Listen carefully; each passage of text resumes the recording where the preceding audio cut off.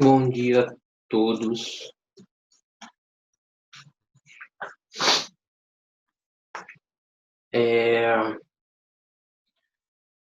Galera, foi o seguinte, tá? Como semana que vem é semana de recuperação, foi pedido para que todos os professores passassem uma breve revisão, tá? Do conteúdo que iria cair na recuperação, tá? Então eu vou dar ênfase aqui aos pontos mais importantes, tá bom? Sobre toda a matéria estudada até agora, tá? Teremos aula no Zoom de matemática somente hoje, que nós vamos ter 2 tempos, e no restante dos tempos eu vou deixar somente exercícios, tá? Para vocês irem estudando, para vocês irem trabalhando, tá? E, no, e na sexta-feira eu vou deixar todo o gabarito lá bonitinho para vocês, tá? Totalmente disponível. Bom, e, claro, obviamente, vou estar à disposição aí no WhatsApp para tirar todas as dúvidas, tá? Lembrando que a recuperação, tá? Para quem não lembra, a recuperação agora, ela não é mais por prova, tá? Recuperação agora é em questão da média. Se sua média estiver abaixo de 6, ok? Então você faz a prova de recuperação. Se sua média não estiver, você não precisa fazer, né? Simples assim, é dessa forma que vai funcionar, tá? A recuperação semana que vem. Então, provavelmente vocês aí vão saber, né? Quem vai ficar de recuperação, já vendo as notas no sistema, acho que a partir de amanhã ou quarta-feira, tá? Ô, Dudu, não vai ter segunda chamada, não? Então, a segunda chamada é essa semana. Eu acho que é quarta, perdão, quarta, quinta e sexta, Tá bom. tá? Segunda chamada da V2 é essa semana, quarta, quinta e sexta-feira.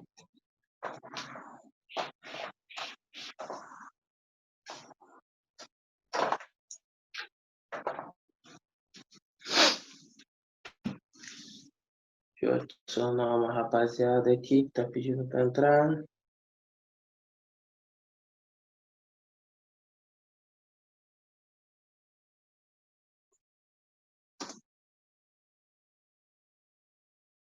Pronto. Então vamos lá, pessoal. Seguinte.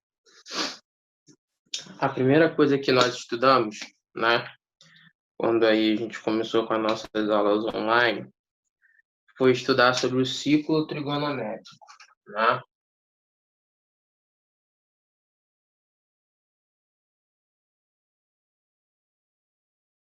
Então, a partir dele, está voltado todo o nosso estudo.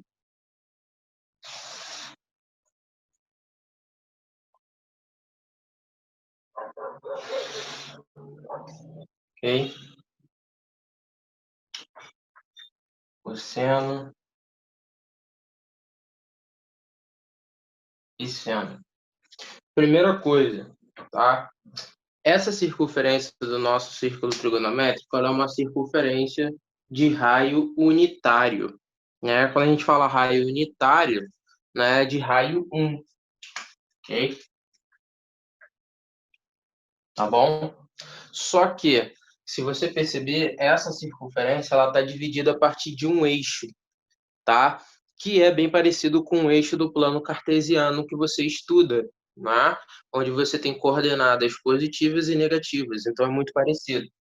Então quer dizer que nesse ponto aqui, ó, já que a raio unitário aqui é 1, desse lado aqui vai ser -1, aqui em cima 1 e aqui embaixo -1, tá bom?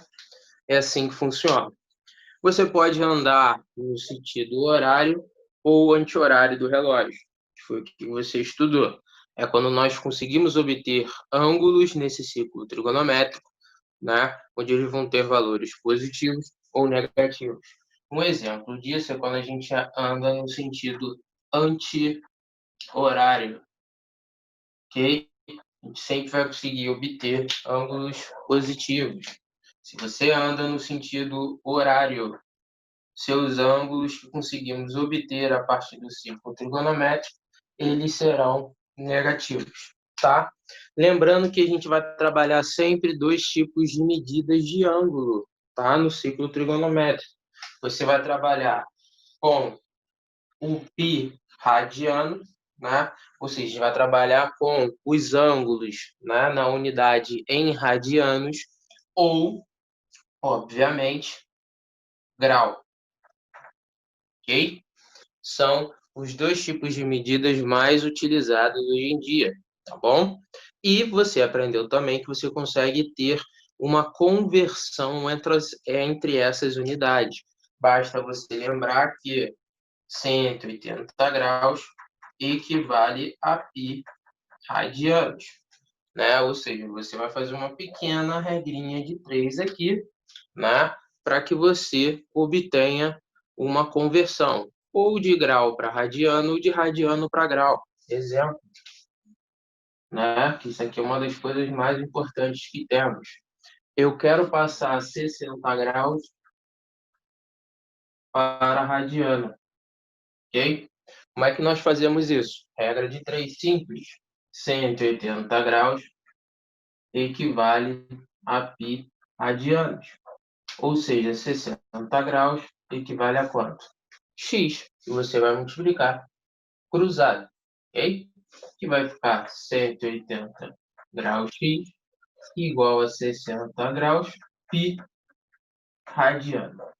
X vai ser igual a 60 graus π radianos sobre 180 graus. Corta a unidade de medida, grau com grau, que vai sobrar somente o radiano. Simplifica 0 e 0, ok? E você simplifica 18 e 6 por 6, ok? 6 dividido para 6 vai dar 1. Então, em cima vai ficar π radiano, né? E embaixo, 18 dividido para 6 vai dar 3. Ou seja, 60 graus em radianos é igual a π sobre 3 radianos. E, obviamente, que se você for passar, né, de radiano para grau, é esse mesmo exemplo aqui, tá bom? Nada além disso, ok? Você aprendeu também, que é interessante a gente recapitular, né? É que, independente da quantidade de voltas que você dá, tá? Que você esteja dando no seu ciclo trigonométrico, você sempre vai ter ângulos, né, congruos, ou seja, ângulos congruentes, ok? Ah, professor, como assim? O que são ângulos congruentes? Vou mostrar para os senhores, tá?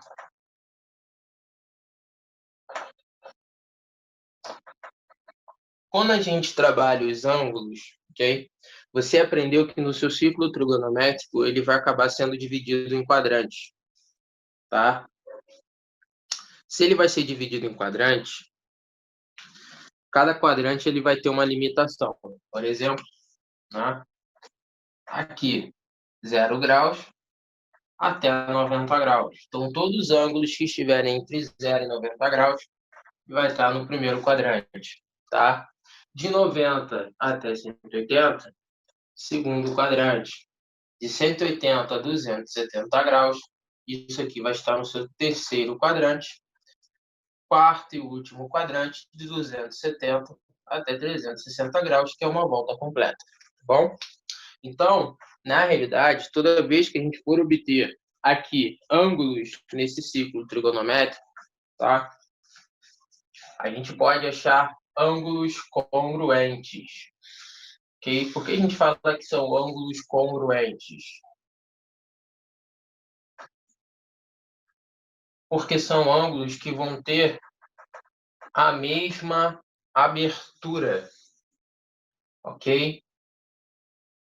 Que nós falamos.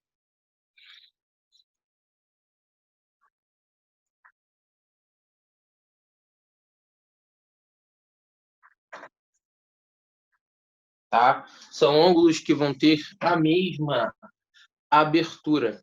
Então a gente fala que, por exemplo, esse ângulo aqui, né, tem uma mesma abertura do que um ângulo que está no segundo quadrante.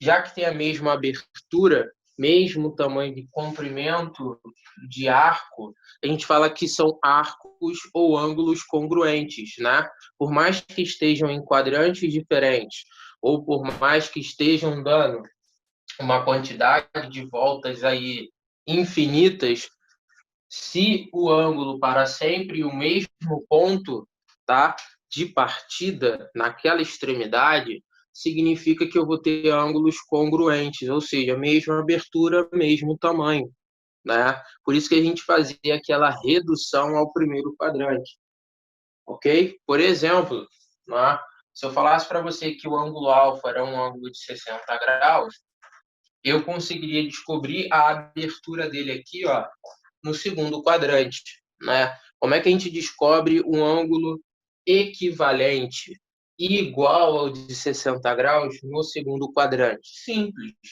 Era só a gente pegar 180 menos o valor dele no primeiro quadrante,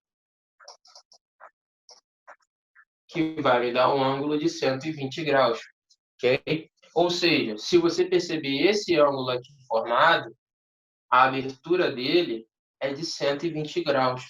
Vê se a abertura dele não foi igual a de 60 aqui desse lado, né? Se tem o mesmo tamanho, são arcos congruentes, ok? Então a gente fala que esses ângulos vão ter a mesma medida, por mais que estejam em quadrantes diferentes, ok? Eles vão ter a mesma abertura, tá? Ah, professor, e como é que eu descubro o valor dele aqui no meu terceiro quadrante? Simples. No terceiro quadrante, a gente fazia o papel inverso do segundo. Se no segundo você subtraía, no terceiro agora você soma. Então, é só você fazer sempre 180 mais o valor do ângulo no primeiro quadrante. Professor, sempre no terceiro a gente soma? Sempre, ok? Então, aqui nesse caso, vai dar 240 graus, ok?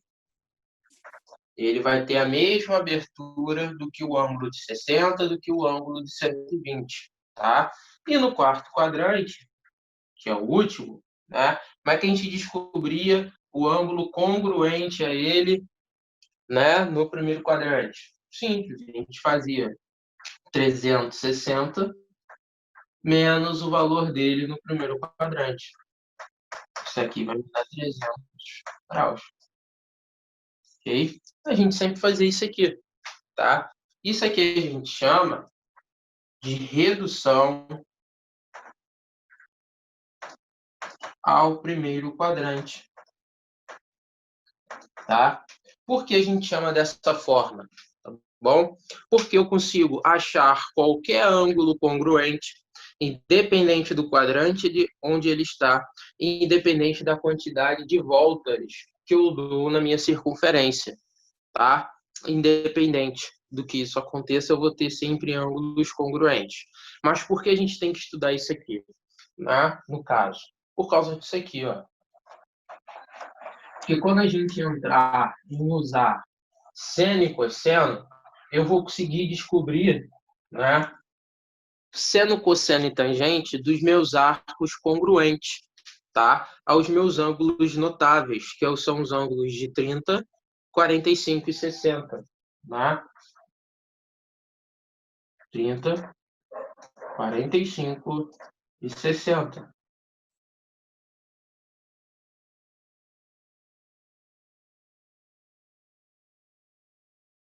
Que você aprendeu a tabelinha, seno e cosseno, né? Tem até a musiquinha, né?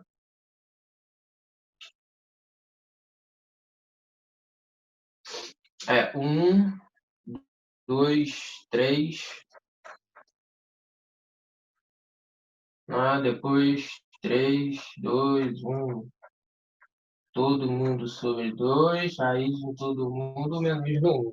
Tá? Que você aprendeu, ok? Então, isso daí só é a tabela, né, dos meus ângulos notáveis, seno e cosseno.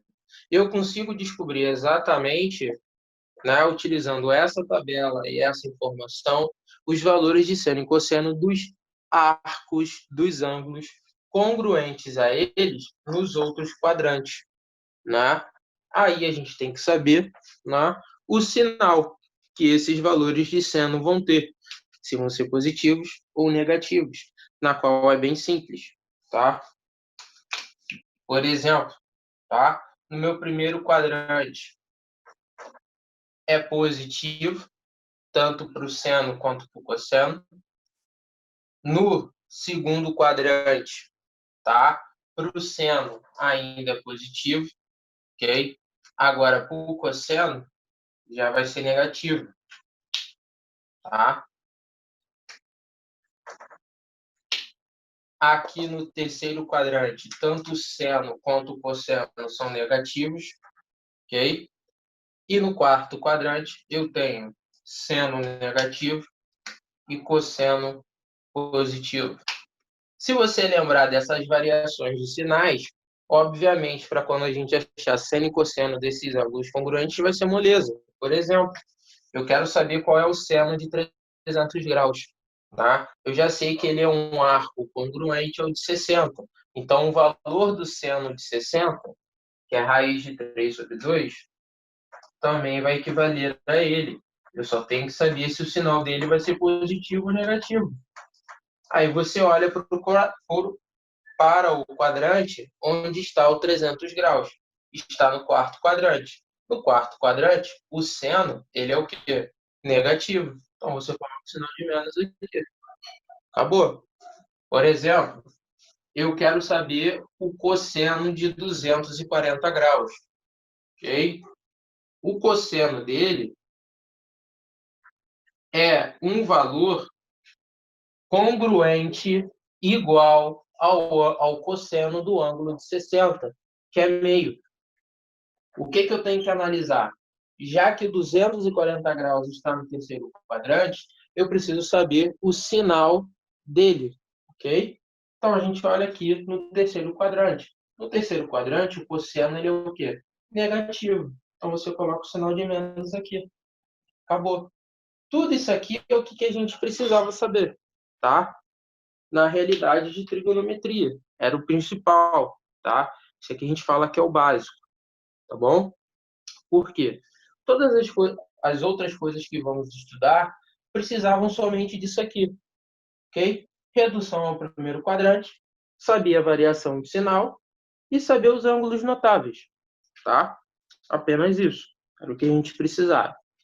Tá? Por quê?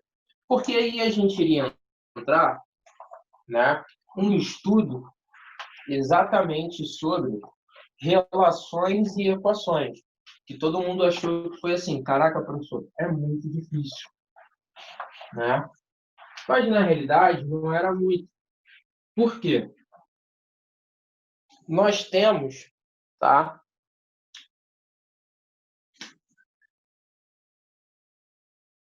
Nós temos uma relação que ela é fundamental na trigonometria, tá?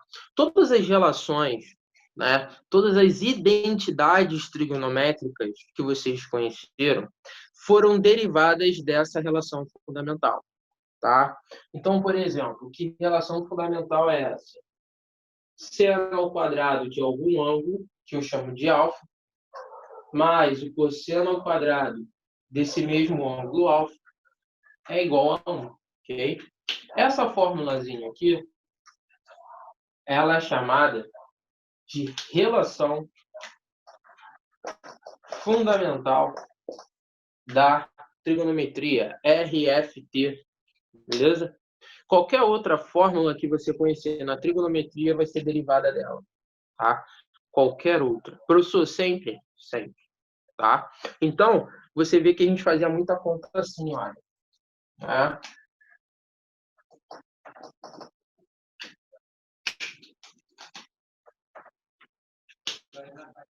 né? A gente fazia muita conta assim desse tipo. Sabendo que seno de A ou seno de B ou seno de qualquer ângulo, né? Por exemplo, né, aqui, ó, seno de alfa é igual a 1/5. E alfa, ele é um ângulo que está entre 0 e π sobre 2. Qual é o valor de cosseno de alfa? Né? Que a gente fez muita conta, muito exemplo assim. Tá? Nesse caso, na qual é bem simples. Esse dado aqui, ele sempre vai ter que me dar, ele vai ter que me falar em que quadrante está o ângulo. Né? Por quê? Porque se você perceber na conta, a gente sempre vai obter dois valores para o mesmo cosseno de um ângulo ou seno. Ou vou ter um valor positivo ou negativo, exatamente por causa dos quadrantes. Né? Então, preciso saber em que quadrante esse ângulo está localizado, sempre. Né? E eu falei para vocês que no primeiro quadrante é todo o ângulo que está entre 0 e 90 graus, onde 90 graus, obviamente, está sendo representado em radianos, que é π sobre 2. Né?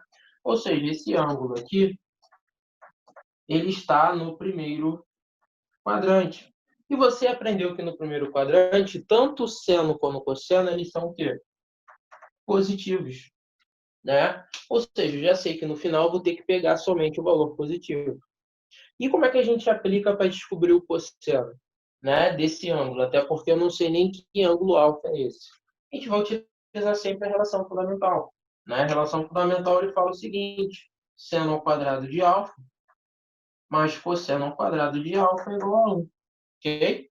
Já que ele me deu o seno de alfa, você pode substituir e achar o cosseno. Como?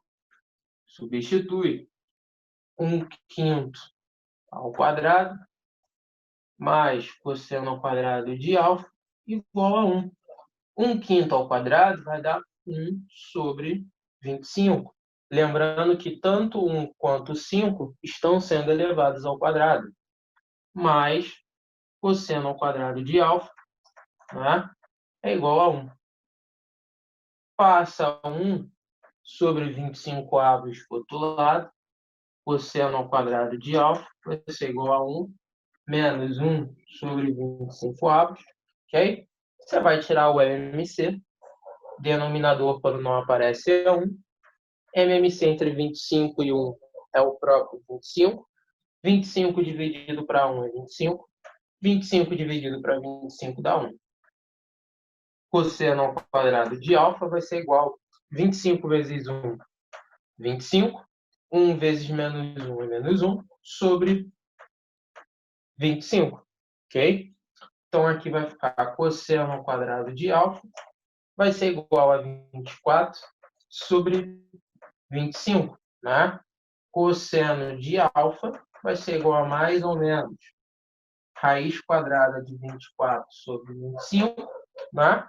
Obviamente, cosseno de alfa. Já posso botar o sinal que me interessa do resultado final, já que eu sei que o valor dele no primeiro quadrante é positivo, né? Raiz quadrada de 24 não tem exata, ok? Mas a gente consegue fatorar ela. Até porque 24 pode ser escrito na forma de 6 vezes 4, ok? Raiz quadrada de 25, todo mundo sabe que é 5. Cosseno de alfa é igual. Raiz quadrada de 4 é 2. Não tem raiz exata de 6, vai ficar lá dentro. Sobre 5. Então, esse valor aqui positivo que encontramos é o valor de cosseno de alfa. Ok? Tá bom? E, obviamente, que vai entrar tudo dentro do nosso estudo, tá? Todos os valores de seno ou cosseno, independente do ângulo, eles vão ser valores que vão estar entre 0 e 1. Professor, sempre? Sempre, tá? Se você pegar a raiz aproximada aqui da raiz quadrada de 6 e substituir, você vai ver que você vai achar um valor bem próximo do 1, ok? Muito próximo, tá? Porque os valores de seno e cosseno, tá? Eles não passam de 1, ok? E também eles não passam de menos 1, tá? Exatamente por causa do ciclo trigonométrico, tá? Que são os valores máximos e mínimos que conseguimos obter, né, no seno e cosseno, tá? Então, essa fórmula aqui é basicamente a fórmula que você precisava saber, ok? Para você fazer qualquer outro tipo de conta, tá? Então, essa parte aí era realmente, né, fundamental para a gente, ok? E, obviamente, eu não posso deixar de falar, né, sobre as razões trigonométricas, né? São outras identidades que nós temos, ok? Que, obviamente, né, são as outras razões tirando seno, cosseno e tangente, né? Uma delas que você aprendeu foi a cossecante de um ângulo. Outra, né, que nós chamamos de secante. E, por último, cotangente, né?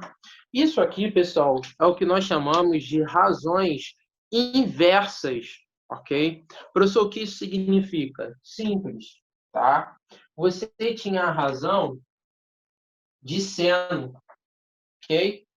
Na realidade, a cossecante, tá, é a razão inversa desse cara, né? Por que a gente fala que é razão inversa? Porque aqui embaixo do seno de alfa, tá? Ou do cosseno de alfa, ok?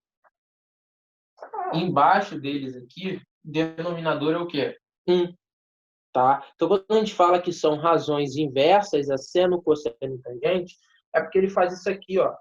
Ele inverte a posição. Por isso que a gente fala que cossecante é 1 sobre seno de alfa, né? Secante é o inverso do cosseno. 1 sobre cosseno de alfa. E a cotangente? Por isso que a gente falava que a cotangente era o inverso da tangente.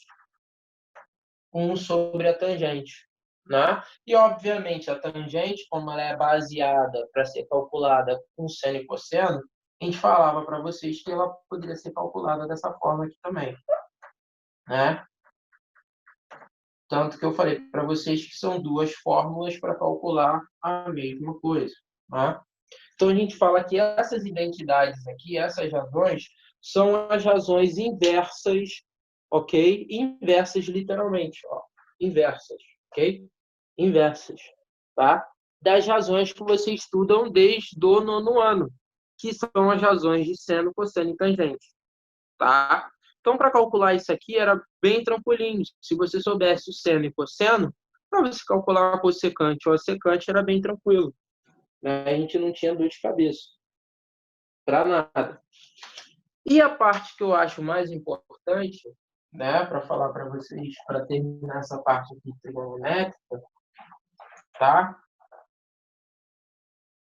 É aquela partezinha de soma de arcos, tá? Quando a gente fala sobre operações com arcos, né, incluindo seno, cosseno e tangente, né, o mais importante, tá, é a parte de adição de arcos, que é aquilo que você aprendeu, seno de A mais B, né?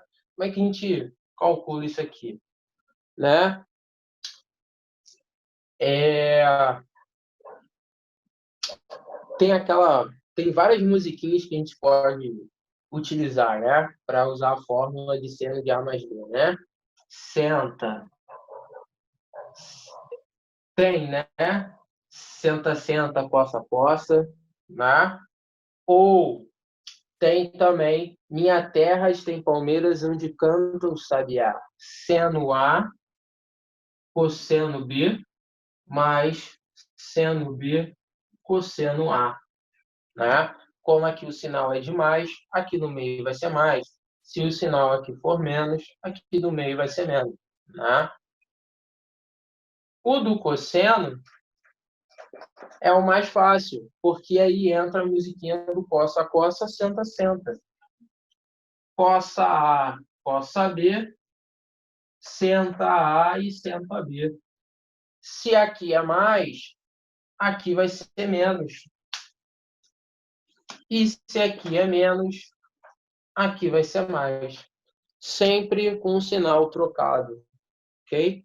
O inverso, né? E você tem o da tangente, ok? Que também era tranquilo de você fazer.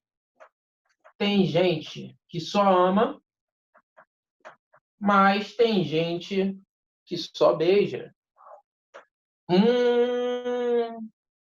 Menos tem gente que ama e tem gente que beija ao mesmo tempo, ok? Essa fórmula aí para a gente era de soma de arcos de uma tangente, tá? Toda vez que aqui for uma soma, aqui em cima vai ser uma soma, tá? Repete apenas o sinal e aqui embaixo vai ser sempre negativo. Obviamente, se aqui em cima fosse menos, né? Aqui também seria menos, ok? E embaixo, ok? Aí seria positivo. Só nessa parte que inverte, tá? Aí você vai lembrar que era o famoso exemplo, né? Quero saber qual é o valor do seno de 15 graus, né? Qual o valor desse seno, né? Que eu pedia para calcular. Simples. Eu sei que para dar 15 graus e achar o seno dele, era só você fazer o ângulo de 45 menos o ângulo de 30 graus. Se é menos, ele quer saber o seno, seria a primeira fórmula, né? E a gente faz, né? Seno A vezes cosseno B. Se aqui é menos, aqui seria menos, né? Seno B, que seria o de 30, vezes cosseno A, que é o de 45. Tudo que nós fazíamos era baseado nos ângulos notáveis, né? E a gente terminaria aquela conta ali lembrando da tabelinha, ok? Então ia ficar assim, seno de 15 vai ser igual a seno de 45 raiz de 2 sobre 2, cosseno de 30 graus, perdão, raiz de 3 sobre 2, menos, né? Seno de 30 graus, que aí seria meio, vezes o cosseno de 45, raiz de 2 sobre 2. Seno de 15 graus vai ser igual, posso multiplicar, raiz de 6 sobre 4, menos raiz de 2 sobre 4. Ou seja, seno de 15 graus vai ser igual a raiz de 6 menos raiz de 2 sobre 4. Então, tudo isso aqui era o que você precisava mais saber de importante, né, em trigonometria que nós estudamos, tá bom? Isso aqui foi uma breve revisão, tá? Para que vocês lembrem, ok? Dos pontos mais importantes, tá? Deixa eu ver quanto tempo eu tenho. 3 minutos e pouquinho, tá? Então, pessoal, essa parte aqui foi um breve resumo de trigonometria, os pontos mais importantes, na qual eu acho, tá? Na aula aí de meio-dia e meia a 1h20, eu vou voltar na parte de poliedros, prisma e pirâmide, tá bom? Para a gente dar uma recapitulada, que eu acho esse conteúdo importante para o Enem e para o UERJ, tá? Já que essa parte de geometria espacial é um dos pontos que mais caem nesses vestibulares, tá? E que não é difícil nem mirabolante para a gente lembrar, tá bom? Se você tiver qualquer dúvida aí, né, me procure no WhatsApp que eu vou estar tirando e sanando todas elas, ok? Tranquilo, aguardo vocês meio-dia e meia.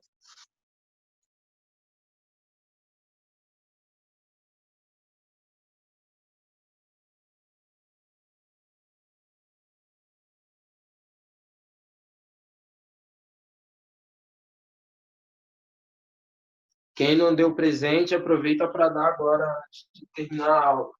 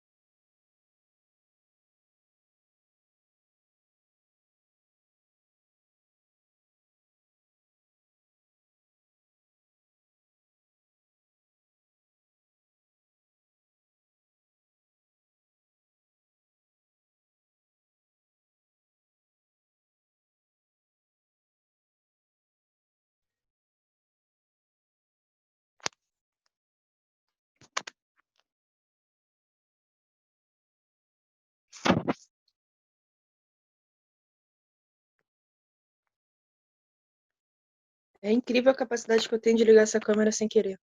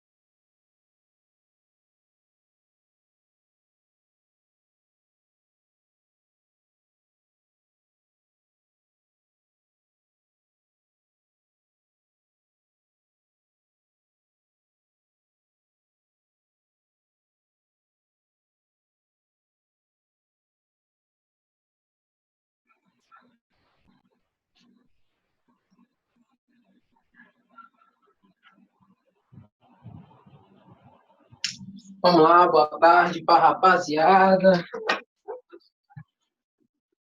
Boa tarde, chupetinhas e chupetões. Então vamos lá. Aqueles que já entraram, né? Já fizeram aí, já lançaram presença. Aqueles que ainda não botaram presença aí, lancem.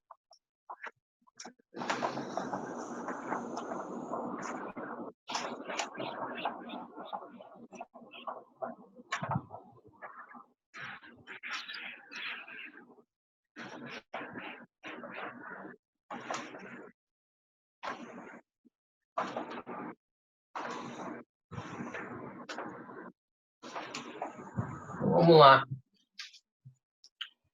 Vamos lá, pessoal. A revisão aqui de agora, os pontos mais importantes aí, né, de tudo aquilo que a gente aprendeu, né, nessa primeira parte aí de geometria espacial, tá?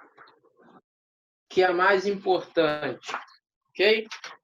Cara, quando a gente fala sobre geometria espacial, o que a gente tem que entender é só o seguinte, tá? A geometria espacial ela é dividida em dois pontos, tá? Ela é dividida em geometria de posição e geometria métrica, tá? O que é geometria de posição, na realidade? É aquela parte bem introdutória, né? Que é definição de reta, definição de retas paralelas, de retas reversas, para você ter um plano. Para um plano existir, tem que acontecer o quê? Né? O que são planos paralelos, perpendiculares, né? Aquela parte bem chata que nós fizemos. Tá? E o que seria a geometria métrica? A métrica, na realidade, é quando a gente entra muito com aquela parte das contas, né? Cálculo de área, cálculo de volume, né? Área da face lateral, área total, área da base, diagonal de um paralelepípedo reto retângulo, né? Tudo que envolve medida e conta é a parte métrica, né? E o detalhe é que a gente divide a geometria métrica em duas etapas, ok? Que etapas são essas? Primeiro, as figuras poliédricas, ok? O que isso significa? É que você tem como figuras poliédricas os próprios poliedros, os prismas e a pirâmide, ok? Tudo isso são poliedros, tá? Mas são poliedros com características bem pontuais e marcantes, tá? Quais são os outros tipos que tem, né? Que a gente chama de geometria métrica dos corpos redondos. O que isso significa, né? É a parte que a gente vai estudar sobre cone, cilindro e esfera, né? São figuras geométricas espaciais, né? Onde eu tenho ali alguma parte circular nela, né? Você tem no cone, a base do cone é uma circunferência, né? Se você pegar o cilindro, né? Tanto a parte de baixo e a de cima do cilindro são circunferências, e a esfera, né, é uma circunferência, porém, em 3 dimensões, né, que falamos e citamos. Ok? Então, basicamente, o estudo que nós tivemos da parte de geometria métrica foi da parte poliédrica, que estudamos sobre poliedros, ok? Sobre prisma e sobre pirâmide.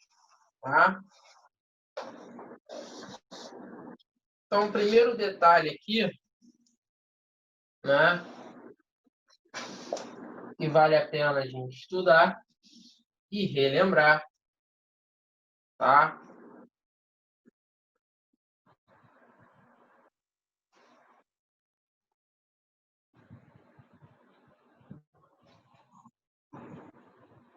É a parte de qual é a definição de um poliedro, tá? Isso daí é muito importante, tá? Que saibamos, tá? Essa figura aqui ficou uma bosta.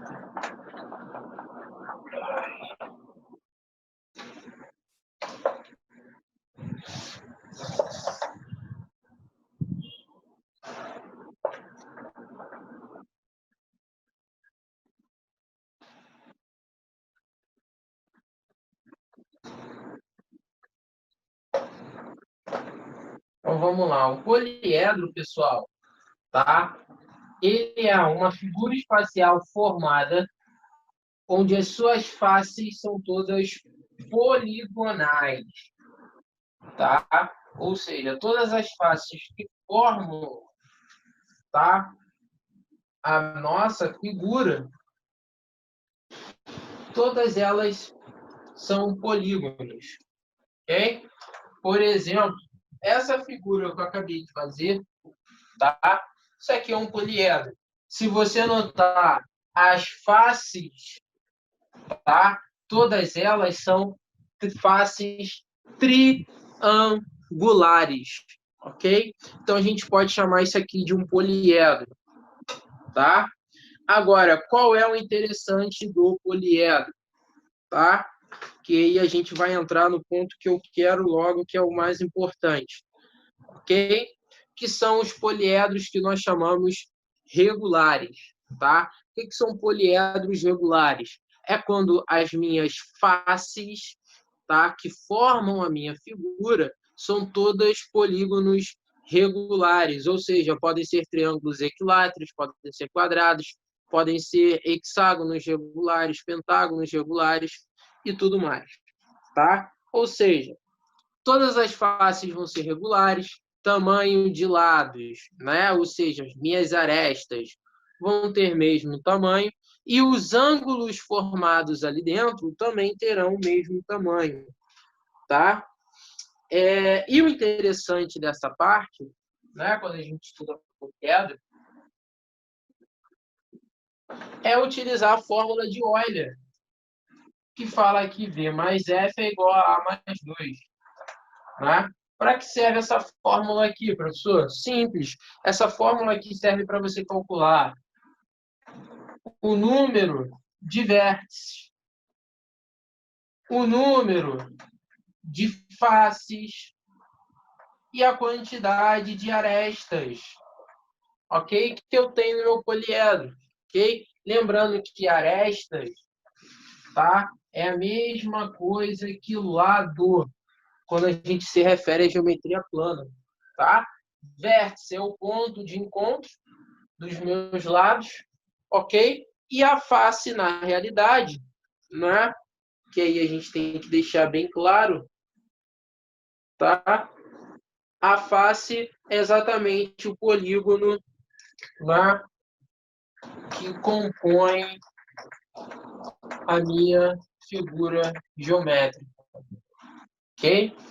E para a gente calcular isso é um pulo, né? Se ele me dá a quantidade de vértices, a quantidade de faces, eu consigo descobrir as arestas, tá?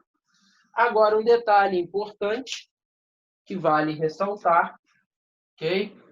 Uma observação aqui sobre isso, tá? O cuidado que a gente tem que ter, tá? Quando a gente for calcular um número de arestas, tá? Por quê? Porque olha só essa figura que eu vou pintar aqui de preto também, né? E o que acontece muito. Se você notar esse lado aqui, ele é um lado incomum à face que eu pintei de vermelho e à face que eu pintei de preto. Então, na hora da gente contar esse lado aqui, a gente só vai poder contar ele uma única vez, tá? Na hora de usar a nossa relação, ou se ele está te dando a figura e você ali, por algum momento, você precisa saber a quantidade de arestas, né? Então, qual é o cuidado que a gente tem que ter? Que, às vezes, quando a gente calcula de uma forma rápida e não presta atenção, né, a gente acaba contando essa aresta aqui duas vezes, e isso está errado. Tá? A gente não pode contar. Então, como é que a gente faz para calcular o número de arestas quando eu tenho a face do meu poliedro? Tá? A gente escreve dessa forma. Duas vezes arestas, ok? É o número, né? A quantidade de faces, ok? Vezes o número de arestas de uma face.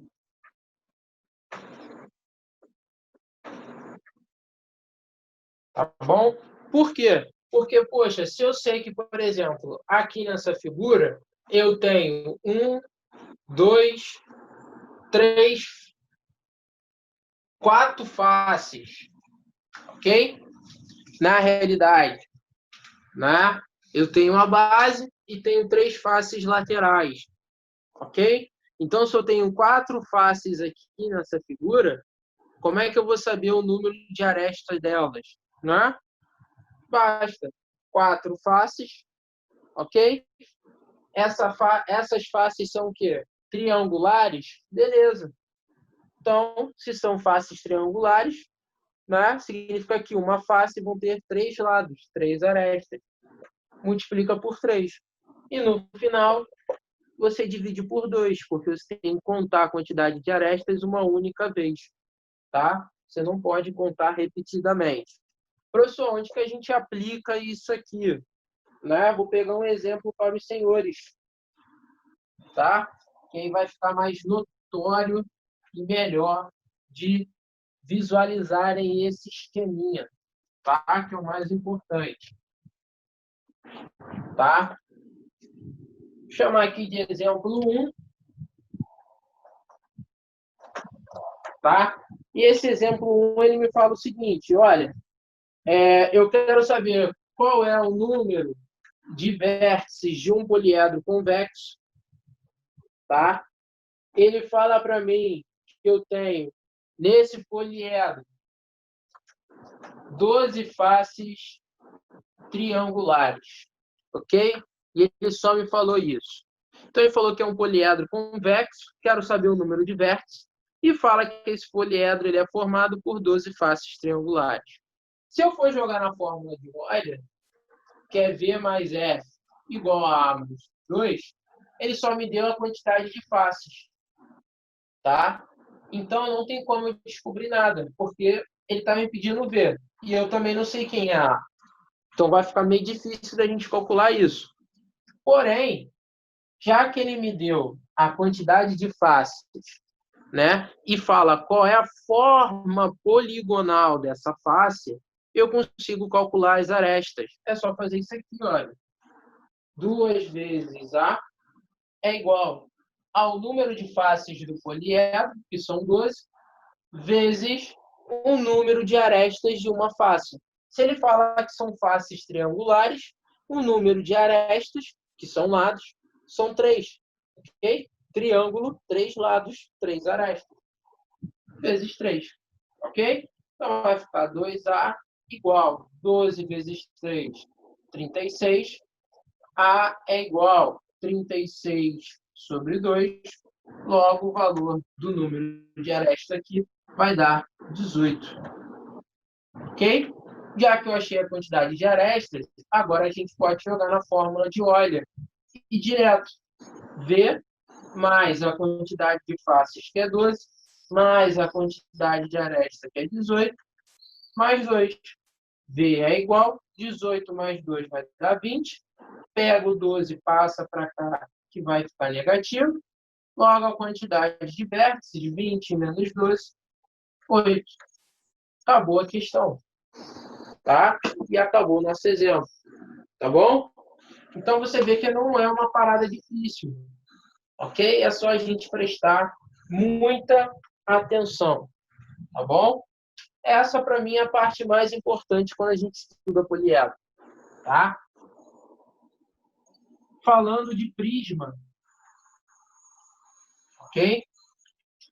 O prisma, galerinha, ele é um poliedro. Tá? Só que ele tem uma característica que somente, por mais que ele seja um poliedro, tá? A gente categoriza ele como prisma por causa da característica geométrica, né, que a compõe. Né? Que eu vou dar um exemplo aqui.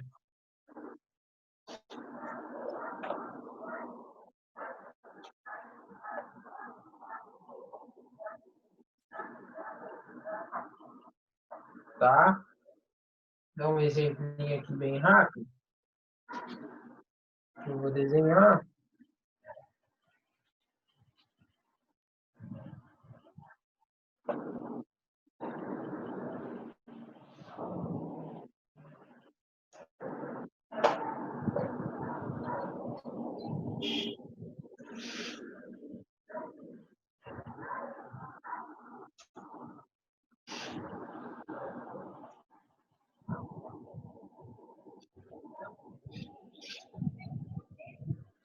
Vamos lá.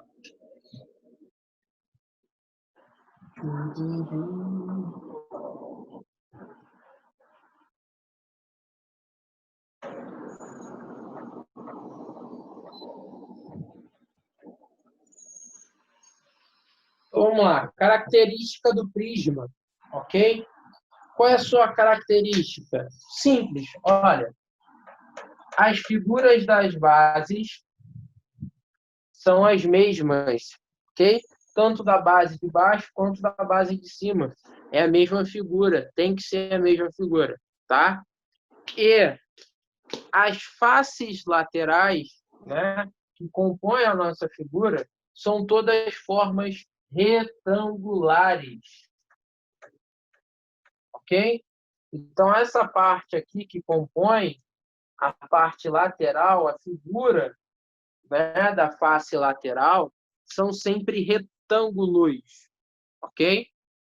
Então, para a gente calcular, por exemplo, tá, a área lateral, né, como é que a gente faz isso?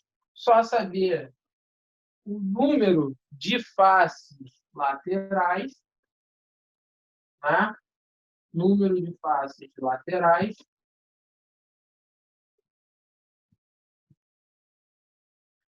vezes né, a área,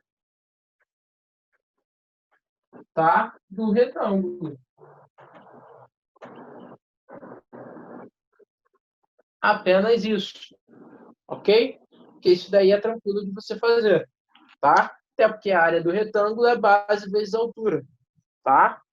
Agora, para você saber a área da base, né? No caso, é simples. A área da base, né?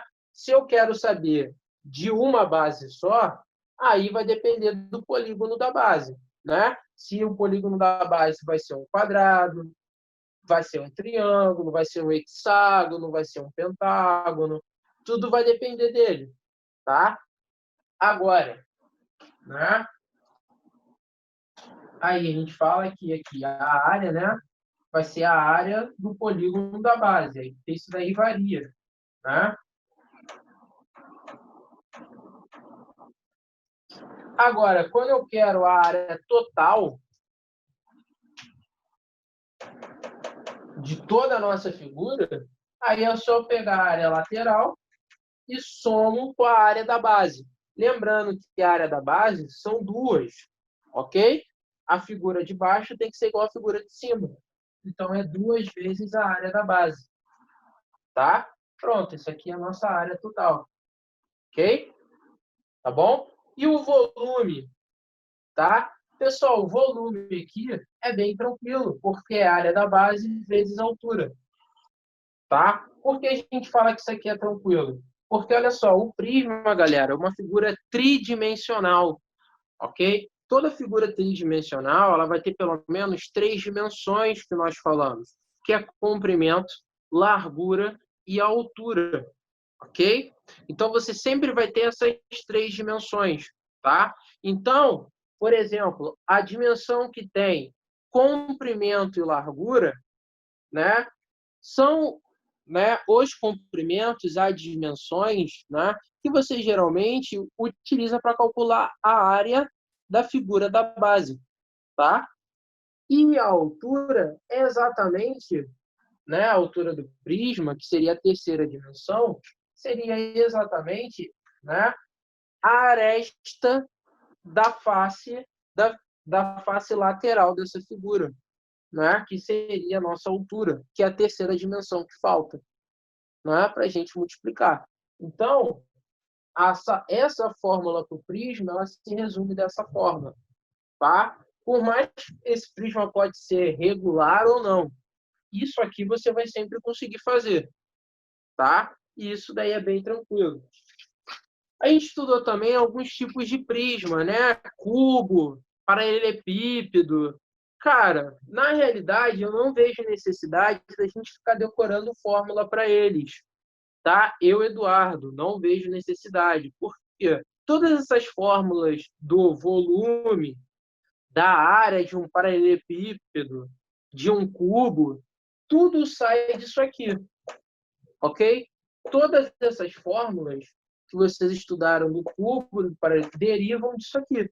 Então, se você souber, você não precisa ficar decorando muita fórmula, tá? Ok? Então, essa parte é muito tranquilinha, tá? Deixa eu fazer com vocês só um exemplo, rapidinho, com todo respeito dos senhores, obviamente, né? Um exemplo aqui de um prisma, tá?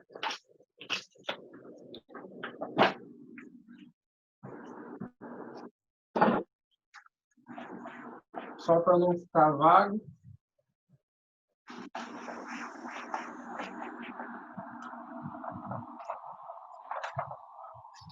Então, ó, um exemplinho aqui que eu vou botar exemplo do tio, todo tio Mary, como meu amigo João Paulo fala.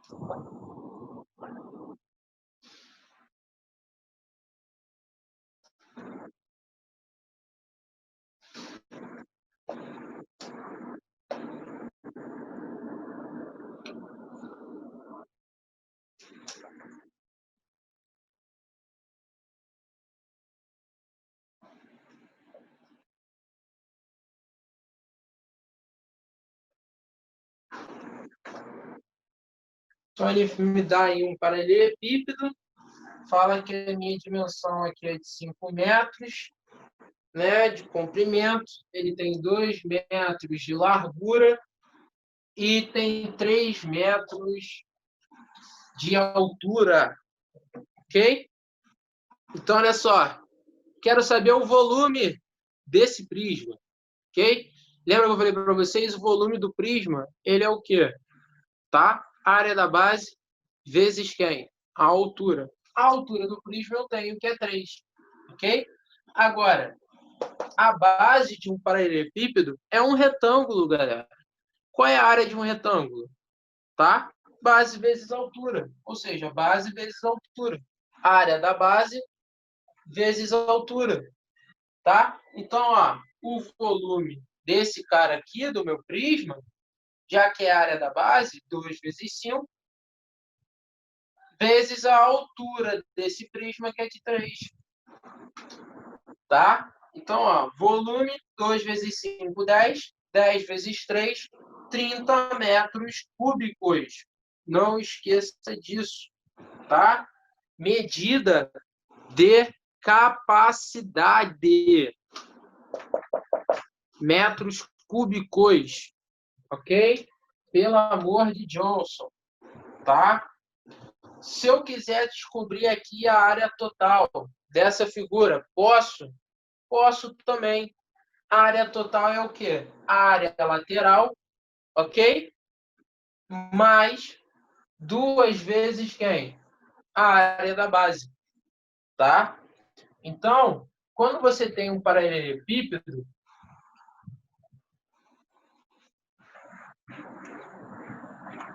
tá? Quando você tem um paralelepípedo, a gente fala que é o seguinte, né? Que as minhas áreas laterais eu vou ter um par de áreas iguais. Essa da frente com do fundo. As duas laterais aqui vão ser diferentes. E a de cima e a de baixo da base. Tá? Então, por isso que a gente escreve que a área total de um paralelepípedo é 2 vezes o produto dessas dimensões. Ó. 3 vezes 2 mais 2 vezes 5, né? Mais 5 vezes 3, ok? Porque aqui eu consigo multiplicar esse par, essa quantidade par, né, de faces que vão ser congruentes, ok? Base de cima, base de baixo, duas faces laterais aqui, que são iguais, mas essas outras duas faces laterais aqui, tá? Tanto da frente quanto a de trás, que também são iguais, tá? Então, a área total vai ser igual a 2 vezes 3 vezes 2, 6. 2 vezes 5, 10. 3 vezes 5, 15. A área total, 2 vezes 10 mais 15, 25. 25 com 6, 21. Tá? Logo, a área total, 2 vezes 21, 42 metros quadrados. É 31, Okay? Eduardo. Perdão, 31. Valeu. Pronto. 62 metros quadrados. Tá? Então, a parte aí de prisma, né? Bem tranquilo aí da gente fazer. Tá?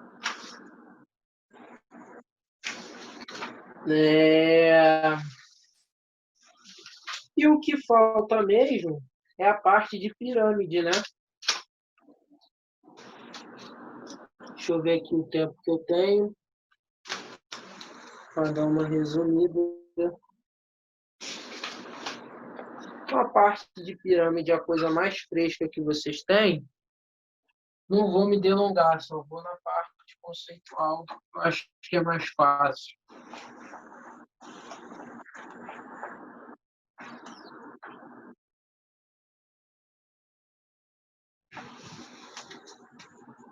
Por último,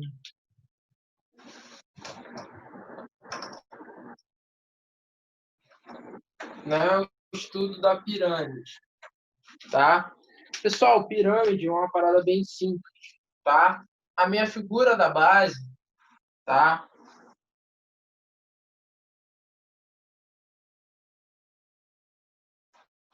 Tá? A figura da base,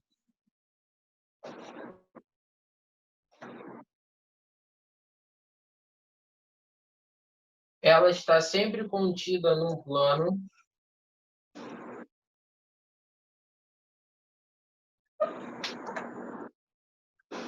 tá? E eu ligo, na realidade, né, cada vértice da minha base a um ponto que se encontra no espaço, que a gente chama de ponto V, né? Que a gente chama de vértice da pirâmide, tá?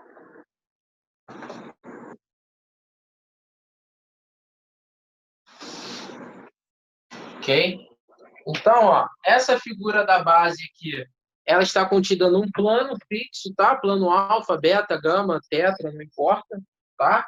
E eu ligo sempre os vértices dela num ponto no espaço, que a gente chama de ponto V, né? Quando a gente liga esses pontos aqui, na realidade, né, nós falamos que temos uma figura dimensional, tá? Espacial chamada pirâmide, tá? Onde as faces laterais são todas triangulares, ok? Todas as faces aqui laterais, elas são triangulares, tá bom? Simples assim, tá? Para você calcular as áreas são simples, né? Por exemplo, a área lateral, né? Só você saber o número de triângulos que você tem na face lateral, né? Vezes a área do triângulo. Então, ó, número de faces, né? Triangulares vezes a área do triângulo, tá? Para você saber a área da base, aí vai depender do polígono da base, se é um quadrado, se é um hexágono, né? Então, vou botar aqui, ó, a área do polígono da base, né? A altura da pirâmide você tem, né? Que é o segmento que parte do vértice até o centro do polígono da base, né? Que você tem aí a famosa altura, ok? Você consegue calcular a área total, né? Que aí vai ser a área lateral mais a área da base, né? E você tem o volume, que é a área da base vezes a altura, dividido por 3, tá? Que é o que nós utilizamos aí para fazer os exercícios da nossa última semana, tá? Apenas isso aí que a gente tem que ficar ligado, tá? E, obviamente, se a pirâmide for regular, é porque o polígono da base ele é regular, tá? A apostila de vocês te dá uma fórmula específica, tanto para a área lateral quanto para a área da base, tá? Eu, Eduardo, não vejo necessidade de ficar decorando fórmula, tá? Eu olho para a figura lateral. Poxa, se é um triângulo, a área do triângulo é essa. E utilizo, tá? E o polígono da base é a mesma coisa. Se eu vejo um quadrado, ele me dá a área da base, beleza. A área do quadrado é o lado do quadrado elevado ao quadrado, faço e resolvo, tá? Então você não precisa ficar resolvendo, tendo muita fórmula, não, né?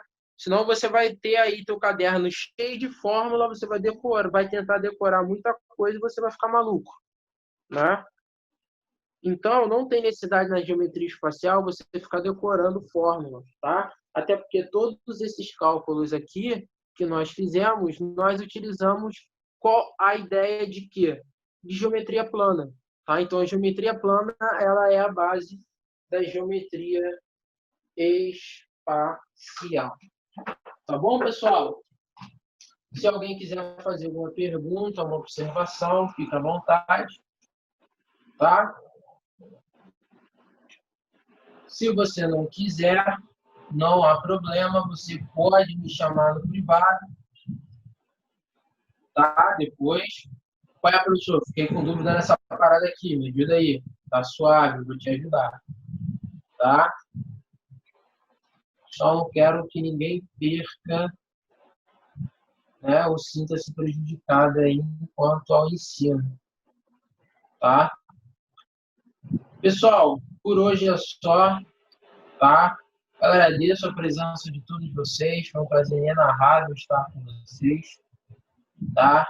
Estou com saudade, beleza? Quero ver logo todos vocês. Estou parecendo até o cara do Náufrago, estou com mau barbão, sem cabelo grande, doido para ir cortar o cabelo, sair dessa quarentena louca, ir para uma praia e ver vocês na sala de aula.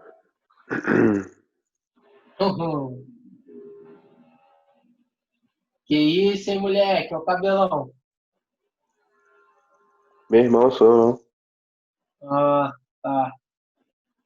Então, valeu, rapaziada. Obrigado pela presença. Um beijo no coração de vocês. Tenham uma boa semana e até semana que vem.